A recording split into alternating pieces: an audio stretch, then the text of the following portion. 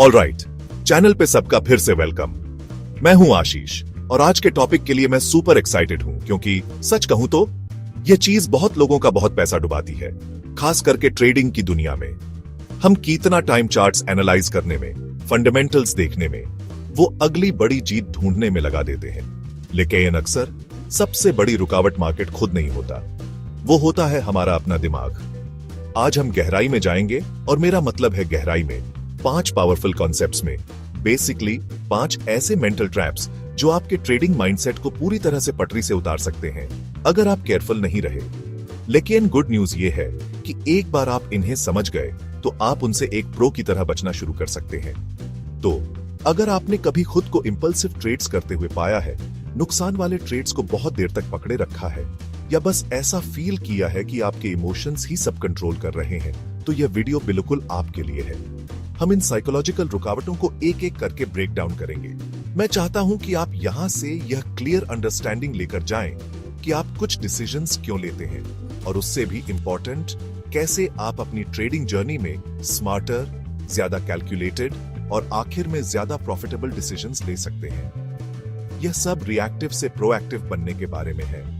बने रहिए, क्योंकि इसके एंड तक आपके पास इन कॉमन गलतियों से लड़ने के लिए स्ट्रैटेजीज का एक टूल किट होगा। हम यहां सिर्फ थ्योरी की बात नहीं कर रहे, हम एक्शनेबल इंसाइट्स की बात कर रहे हैं, जिन्हें आप लिटरली आज ही इंप्लीमेंट करके फर्क देखना शुरू कर सकते हैं। यह अपने अंदर इन पैटर्न्स को पहचानने के बारे में है और फिर कॉन्शियसली एक अलग रास्ता चुनने के बारे में है। तो एक कॉफी ले लीजिए, शायद एक नोटपैड भी, क्योंकि आप यह याद रखना चाहेंगे। चलिए शुरू करते हैं और उस ट्रेडिंग माइंडसेट को ट्रांसफॉर्म करते हैं। तो चलिए एक बड़े टॉपिक से शुरू करते हैं, मेंटल बायसेस। बात यह है कि हम सब यह मानना पसंद करते हैं कि हम बहुत लॉजिकल लोग हैं, है ना? हमें लगता है कि हम ठोस, पक्के फैक्ट्स के बेसिस पर डिसीजंस ले रहे हैं, खास करके जब पैसा दांव पर लगा हो। लेकिन सच्चाई यह है कि हमारे दिमाग एफिशिएंसी के लिए बने हैं, हमेशा एक्यूरेसी के लिए नहीं। उन्हें शॉर्टकट्स लेना बहुत पसंद है, जिसे साइकोलॉजिस्ट्स फास्ट थिंकिंग या ह्यूरिस्टिक्स कहते हैं। और जबकि यह शॉर्टकट्स ब्रेकफास्ट में क्या खाना है यह डिसाइड करने के लिए ग्रेट हो सकते हैं, ट्रेडिंग में यह बिल्कुल डिजास्टर हो सकते हैं, क्योंकि यह बार बार होने वाली अक्सर महंगी गलतियों की वजह बनते हैं। यह ऐसा है जैसे आपका ब्रेन ऑटो पायलट पर है, लेकिन जब मार्केट्स की बात आती है तो ऑटो पायलट में कुछ फॉल्टी कोड प्रोग्राम किया गया है। एंकरिंग बायस नाम की चीज के बारे में सोचिए। यह वो है जहां हम पहली इंफॉर्मेशन जो हमें मिलती है उस पर अटक जाते हैं। हो सकता है आपने एक स्टॉक को 100 रुपये पर देखा, वो 70 रुपये तक गिर गया और आप सोचते हैं वाओ, अब यह सस्ता है, क्योंकि आप उस 100 रुपये के प्राइस से एंकर्ड हैं। भले ही गिरने के असली कारण बिल्कुल वैलिड हो और वो और भी नीचे जा सकता है। या अवेलेबिलिटी बायस को देखिए, यह ट्रेडिंग में बहुत बड़ा है। ये वो है जहां हम उन घटनाओं की संभावना को ज्यादा आंकते हैं जो हमारी मेमोरी में आसानी से याद आ जाती है, आमतौर पर हाल ही की या बहुत क्लियर वाली। अगर आपने अभी अभी एक बड़ा विनिंग ट्रेड किया है तो आपका दिमाग आपको यह सोचने पर मजबूर कर सकता है कि अगला ट्रेड भी गारंटीड विनर है, जिससे आप ओवर कॉन्फिडेंट और शायद लापरवाह बन जाते हैं। इन बायसेस से लड़ने का की यह है कि आप कॉन्शियसली अपनी थिंकिंग को स्लो डाउन करें, सिर्फ रिएक्ट मत कीजिए। जब आपको ट्रेड में जंप करने या लूजिंग पोजीशन से चिपके रहने की तेज इच्छा हो तो खुद से पूछिए, क्या यह हाल ही की इमोशनली चार्ज्ड मेमोरी पर बेस्ड है? जैसे ओ यार, पिछले हफ्ते ऐसे ही सेटअप में बड़ा लॉस हुआ था तो मुझे दूर रहना चाहिए, या कल इस स्ट्रैटेजी से मैंने फाड़ दिया, चलो फिर से ऑल इन करते हैं। इसके बजाय खुद को डेटा देखने, अपने ट्रेडिंग प्लान को देखने, ऑब्जेक्टिव फैक्ट्स को देखने के लिए फोर्स कीजिए। आपकी यादें सुपर मिसलीडिंग हो सकती हैं, लेकिन हार्ड डेटा और एक सॉलिड पहले से तय स्ट्रेटजी वो मेंटल धुंध को काटने में आपका सबसे अच्छा दोस्त है। हमेशा हमेशा डेटा पर भरोसा करें, ना कि सिर्फ उन क्लियर, आसानी से याद आने वाली मेमोरीज पर। ऑलराइट, चलिए अब एक ऐसी चीज के बारे में बात करते हैं जो हर एक ट्रेडर, और सच कहूं तो हर इंसान एक्सपीरियंस करता है, हारने का डर, यानी फियर ऑफ लॉस। साइकोलॉजिस्ट्स के पास इसके लिए एक फैंसी टर्म है, लॉस अवर्जन, और इसका मतलब बेसिकली यह है कि मान लीजिए 1,000 रुपये खोने का दर्द उसी 1,000 रुपये को पाने की खुशी से लगभग दुगना ज्यादा महसूस होता है। एक सेकंड के लिए इसके बारे में सोचिए। आपका दिमाग लिटरली नुकसान से बचने को फायदा हासिल करने से कहीं ज्यादा बड़ी प्रायोरिटी बनाने के लिए वायर्ड है। यह सिर्फ एक छोटी सी अजीब बात नहीं है, इसके आपके ट्रेडिंग डिसीजंस पर बहुत बड़े इंप्लीकेशंस होते हैं और यह अक्सर उन बहुत सी कॉमन ट्रेडिंग गलतियों की जड़ होती है जो आपके अकाउंट को बिल्कुल तबाह कर सकती है अगर आप केयरफुल नहीं रहे। हारने का यह डर कुछ बहुत ही डिस्ट्रक्टिव तरीकों से सामने आता है। कभी फोमो के बारे में सुना है, the fear of missing out. वो भेस बदले हुए लॉस अवर्जन ही है। आप एक स्टॉक को तेजी से ऊपर जाते देखते हैं और आप उसमें कूद जाते हैं, इसीलिए नहीं कि आपकी स्ट्रैटेजी ऐसा कहती है, बल्कि इसलिए क्योंकि आप उन पोटेंशियल गेन्स को मिस करने से डरते हैं जिसे आपका दिमाग एक तरह का नुकसान समझता है। फिर आता है अर्ली प्रॉफिट बुकिंग। आप एक अच्छे ट्रेड में हैं, वो आपके फेवर में मूव कर रहा है, लेकिन आप थोड़ा सा प्रॉफिट लेकर निकल जाते हैं क्योंकि आपको डर लगता है कि कहीं वो पलटकर लॉस ना बन जाए। आप अपने विनर्स को छोटा काट देते हैं और इसका दूसरा पहलू, लूजिंग ट्रेड्स को बहुत ज्यादा देर तक पकड़े रहना, ये उम्मीद करते हुए कि वो वापस आ जाएंगे। आप उस लॉस को रियलाइज करने के दर्द से बच रहे हैं, इसलिए आप उसे और बड़ा होने देते हैं। तो इससे कैसे डील करें? आप डर को खत्म नहीं कर सकते, लेकिन आप उसे मैनेज कर सकते हैं। आप उससे डरने की बजाय आपको रिस्क मैनेज करना चाहिए होगा। इसका मतलब है एक सॉलिड ट्रेडिंग प्लान बनाना जिसमें प्रीडिफाइंड एंट्री, एग्जिट और स्टॉप लॉस लेवल्स हो। ट्रेडिंग एंटर करने से आपका स्टॉप लॉस फेलियर का सामना करना है। बिजनेस करने के एक तरह से एक्सेप्ट किया गया कॉस्ट है, कैलकुलेटेड रिस्क। जब आपको किसी भी ट्रेड पर अपना मैक्सिमम पोटेंशियल लॉस पता होता है और एक ऐसी अमाउंट है जिसके साथ आप कंफर्टेबल हैं, तो उसमें से बहुत सारा इमोशनल दर्द निकल जाता है। यह आपका फोकस सिंगल लॉस के इमोशनल इम्पैक्ट से हटाकर आपकी स्ट्रेटजी के बहुत सारे ट्रेड्स में काम करने की स्टैटिस्टिकल प्रोबेबिलिटी पर शिफ्ट करने के बारे में है। Chapter 3, over confidence, the I know it all trap. अगला चलिए एक चालाक चीज से निपटते हैं, ओवर कॉन्फिडेंस। यह वो फीलिंग है जहां हम सच में अपनी काबिलियत, अपने नॉलेज या अपने प्रेडिक्शंस की एक्यूरेसी को ओवर एस्टिमेट करते हैं। यह ट्रेडिंग में खास तौर पर खतरनाक है क्योंकि मार्केट के पास ईगो से निपटने का एक बहुत ही हम्बलिंग तरीका होता है। हो सकता है आपके कुछ ट्रेड्स लगातार सक्सेसफुल रहे हों, शायद आपने कुछ प्रेडिक्शन सही कर दिए हों और अचानक आपको लगने लगता है कि आपने कोड क्रैक कर लिया है, जैसे आपके पास माइडस टच आ गया हो। आपके दिमाग में वो छोटी सी आवाज फुसफुसाने लगती है, मुझे है यह ट्रेड ऊपर जाएगा, या मैं इस मामले में मार्केट से ज्यादा स्मार्ट हूं। और वो बिल्कुल वही एक बहुत बड़ा रेड फ्लैग है। होता क्या है, जब हम सफल होते हैं तो हम उसका क्रेडिट अपनी स्किल को देते हैं। मैं एक जीनियस ट्रेडर हूं, लेकिन जब हम फेल होते हैं तो हम अक्सर बाहरी कारणों को दोष देते हैं। मार्केट इरेशनल था, या यह बस बैड लक था। यह सेल्फ सर्विंग बायस ओवर कॉन्फिडेंस को बढ़ावा देता है।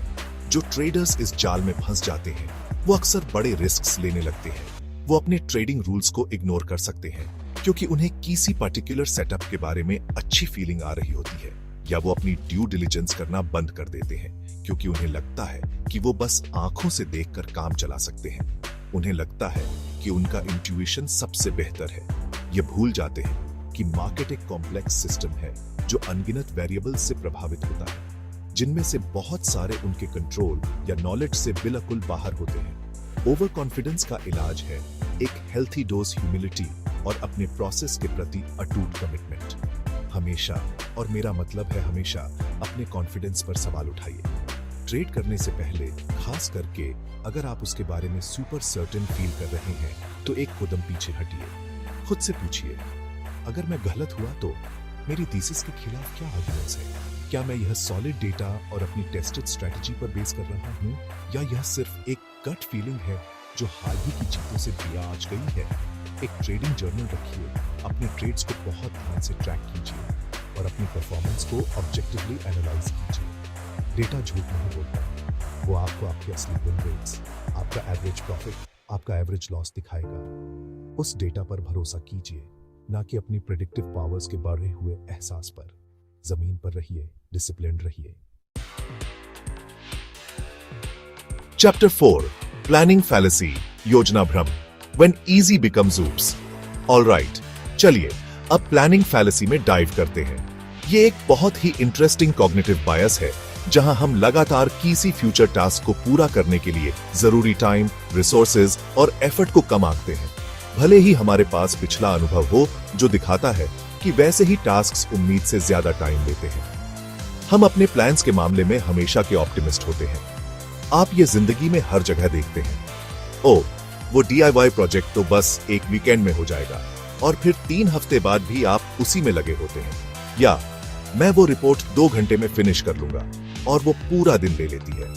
हमारे दिमाग बस प्लान्स को स्मूथली और जल्दी से एग्जीक्यूट करने की हमारी काबिलियत के बारे में हद से ज्यादा ऑप्टिमिस्टिक होने के लिए वायर्ड लगते हैं। ट्रेडिंग में प्लानिंग फैलेसी बहुत ज्यादा धोखा देने वाली हो सकती है और बहुत फ्रस्ट्रेशन पैदा कर सकती है। आप शायद महीने की शुरुआत में बैठें और सोचें, इस महीने 10% बनाना आसान है, मुझे बस कुछ अच्छे ट्रेड्स चाहिए। आप प्रॉफिट्स को विजुअलाइज करते हैं, आप इमेजिन करते हैं कि कितना अच्छा लगेगा, लेकिन आप शायद लूजिंग स्ट्रीक्स की पोटेंशियल, मार्केट चॉप, उन दिनों जब आपके सेटअप्स बनते ही नहीं, या उस इमोशनल डिसिप्लिन को जो प्लान पर बने रहने के लिए जरूरी है, जब चीजें मुश्किल हो जाती हैं, पूरी तरह से नजरअंदाज कर रहे हो। ट्रेडिंग की सच्चाई में अक्सर ड्रॉ डाउन के पीरियड्स, अनएक्सपेक्टेड मार्केट न्यूज या बस छोटे गेन्स के लिए मेहनत करना, ग्राइंडिंग इट आउट शामिल होता है। वो आसान 10% जल्दी ही एक स्ट्रेसफुल चेस बन सकता है अगर आपका शुरुआती प्लान अनरियलिस्टिक एक्सपेक्टेशंस पर बेस्ड था। तो इससे कैसे काउंटर करें? की यह है कि आप अपने गोल्स और टाइमलाइंस में एक हेल्थी डोज रियलिज्म डालें।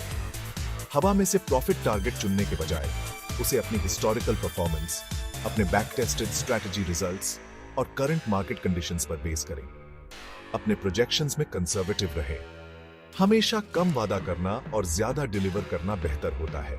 खुद से भी अपने बड़े गोल्स को छोटे, ज्यादा मैनेजेबल स्टेप्स में तोड़ें और क्रिटिकली कंटिंजेंसी प्लान बनाएं। आप क्या करेंगे अगर मार्केट आपकी उम्मीद के मुताबिक बिहेव नहीं करता? अगर आपकी लूजिंग स्ट्रीक लग जाती है तो क्या? प्लान बी या प्लान सी भी होना और यह एक्सेप्ट करना कि चीजें शायद ही कभी बिल्कुल प्लान के मुताबिक चलती हैं, आपको बहुत ज्यादा रिजिलियंट और आखिर में एक ज्यादा सक्सेसफुल ट्रेडर बनाएगा। चैप्टर 5 सब्स्टिट्यूशन, सवाल को बदल देना। Answering the wrong question. आज के लिए हमारी आखिरी मेंटल रुकावट एक हल्की सी लेकिन बहुत पावरफुल है, जिसे सब्स्टिट्यूशन कहते हैं। यह ऐसे काम करता है जब हमारा दिमाग एक कॉम्प्लेक्स, मुश्किल सवाल का सामना करता है, तो वो अक्सर बिना हमारे रियलाइज किए ही उसे एक आसान, उससे जुड़े हुए सवाल से बदल देता है और फिर उसका जवाब दे देता है। हमें लगता है कि हम मुश्किल प्रॉब्लम सॉल्व कर रहे हैं, लेकिन असल में हम एक आसान प्रॉब्लम के लिए मेंटल शॉर्टकट ले रहे होते हैं। यह ऐसा है जैसे आपका दिमाग कहता है, अरे बाप रे, ये तो बहुत काम है, क्यों ना हम इससे मिलते जुलते होने वाले बहुत आसान सवाल का जवाब दे दें। यह हमारे रोज के डिसीजन मेकिंग में हमेशा होता है, और अगर हम सतर्क ना रहें तो यह हमारी ट्रेडिंग में भी घुस सकता है। मैं आपको एक क्लासिक एग्जांपल देता हूं। मान लीजिए एक मुश्किल, इंपॉर्टेंट सवाल जो आपको एक ट्रेडर या इन्वेस्टर के तौर पर वो है, क्या इस कंपनी की अर्निंग्स अगले साल में काफी बढ़ेंगी, जिससे इसके स्टॉक प्राइस में इजाफा होगा? यह एक कॉम्प्लेक्स सवाल है ना? इसके लिए रिसर्च, फाइनेंशियल्स का analysis, industry trends, competitive landscape, management quality, बहुत सारा काम करना पड़ता है। तो हमारा दिमाग कभी कभी क्या करता है, वो इसे एक आसान सवाल से बदल देता है, जैसे क्या यह कंपनी अभी एक अच्छी कंपनी है? क्या मुझे उनके प्रोडक्ट्स पसंद हैं? क्या उनका सीईओ कैरिस्मेटिक है? क्या मैंने हाल ही में उनके बारे में कोई अच्छी खबर सुनी है? सवाल का जवाब देना बहुत आसान है, लेकिन ये फ्यूचर ग्रोथ और स्टॉक परफॉर्मेंस के बारे में क्रिटिकल सवाल का जवाब देने जैसा नहीं है। ट्रेडिंग में इसका मतलब हो सकता है कि यह पूछने के बजाय, क्या यह ट्रेड सेटअप मेरे rigorously back tested trading plan के सभी क्राइटेरिया को पूरा करता है और एक अच्छा रिस्क रिवॉर्ड रेशियो ऑफर करता है? आप सबकॉन्शियसली यह पूछ सकते हैं, क्या मुझे इस ट्रेड के बारे में हो रहा है? क्या पिछला ऐसा ट्रेड कामयाब हुआ था? या क्या बाकी सब लोग इसे खरीद रहे हैं? खतरा यह है कि आपको एक जवाब मिलता है और आप उस पर एक्ट करते हैं, यह मानते हुए कि आपने अपनी ड्यू डिलिजेंस कर ली है, लेकिन आपने असल में एक बहुत कम रेलेवेंट, बहुत आसान सवाल का जवाब दिया है।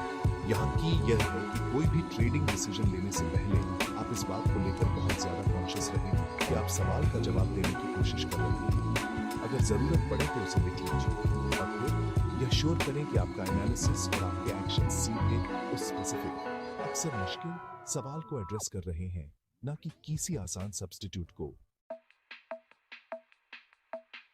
सूत्रों, एक मजबूत ट्रेडिंग माइंड के लिए आपका ब्लूप्रिंट। और यह लीजिए 5 काफी इंपॉर्टेंट मेंटल रुकावटें जो आपकी ट्रेडिंग को सच में इंपैक्ट कर सकती हैं, लेकिन उससे भी ज्यादा इंपॉर्टेंट 5 ऐसे एरियाज जहां आप अब अवेयरनेस बनाना शुरू कर सकते हैं और कुछ सीरियस इंप्रूवमेंट्स कर सकते हैं।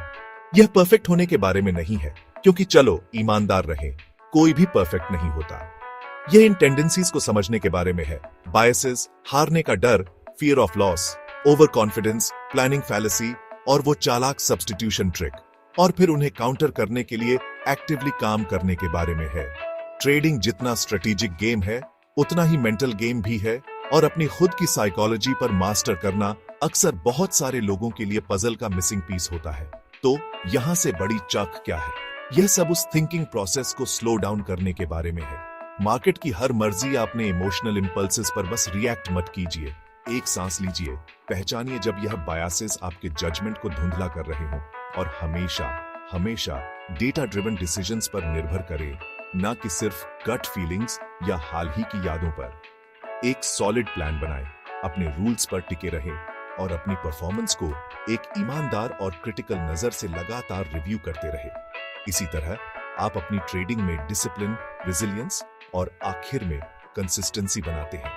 यह एक सफर है, कोई दौड़ नहीं। इसलिए जब आप यह चेंजेस इंप्लीमेंट करें तो खुद के साथ पेशेंट रहें। देखने के लिए बहुत बहुत शुक्रिया। मुझे सच में उम्मीद है कि आपको यह ब्रेकडाउन वैल्यूएबल लगा होगा। अगर हाँ, और आप ऐसा और कंटेंट देखना चाहते हैं जो आपको स्मार्टर ट्रेड करने और लॉन्ग टर्म वेल्थ बनाने में हेल्प करे, तो प्लीज मेरा एक बड़ा फेवर कीजिए। उस लाइक बटन को हिट कीजिए, इस वीडियो को किसी के भी साथ शेयर कीजिए जिसे आपको लगता है कि इससे फायदा हो सकता है। और हाँ, चैनल को सब्सक्राइब करना और उस नोटिफिकेशन बेल को बजाना ना भूलें, ताकि आप फ्यूचर इंसाइट्स मिस ना करें। हमें अभी बहुत कुछ कवर करना है। कमेंट्स में मुझे बताइए कि इन मेंटल ट्रैप्स में से आपने सबसे ज्यादा कौन सा अनुभव किया है। अगली बार तक सेफ ट्रेड कीजिए, स्मार्ट ट्रेड कीजिए, और मैं आपसे अगले वीडियो में मिलूंगा।